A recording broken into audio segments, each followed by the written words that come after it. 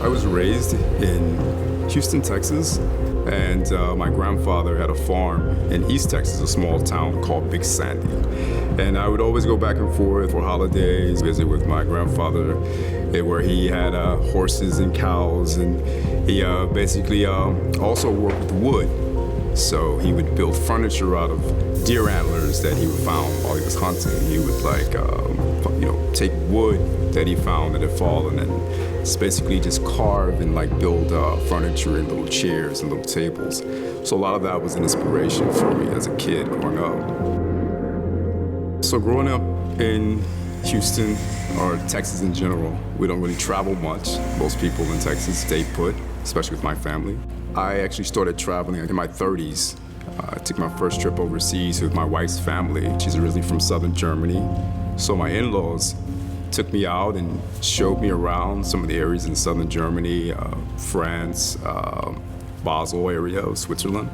And that was really impactful for me. I got to see how they lived. I got to see their culture.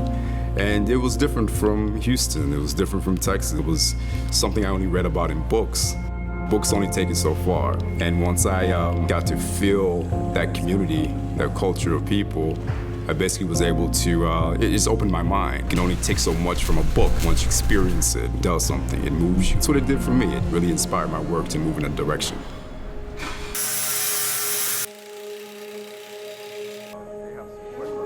Janus Portal was inspired by a piece that I did in studio called VORTEX. This was back in 2018. And so that particular piece was really just more about travel, exploration, this hidden form that's beneath and behind. The piece is roughly about 22 feet tall by 30 feet wide, and it projects at a cantilever of about 16 feet. So I really was able to take the work that I do in studio and really bring it into life in a space. And I was allowed to really just freeform with the piece. It's structurally sound. It really stands by itself. We had some limitations as far as engineering, where the piece couldn't actually touch the building. So we had to come up with different ideas for seismic load issues, or from just movement that may happen with the main buildings.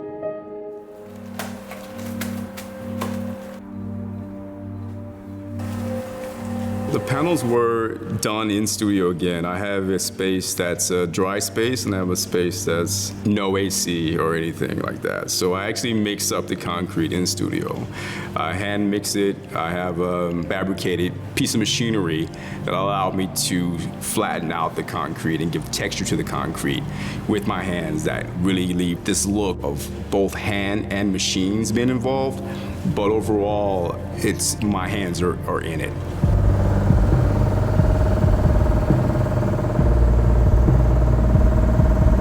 One of the most difficult parts of the piece was really just creating the concrete portion of the work. Again, the piece has a lot of elements. The concrete portion, which I pride my work in, was the most challenging, but the most satisfying. All the concrete was hand troweled, hand mixed, and poured in my studio. I had to keep that concrete under a certain weight so that it could pass through code. This particular project, again, we have a lot of different elements coming together, a lot of different people coming together with the project. We have the architects, the other fabricators, we have the AC guys, we have the electricians, and I have to work around all those guys and make sure the piece can incorporate all of that and also still keep this integrity as a sculpture.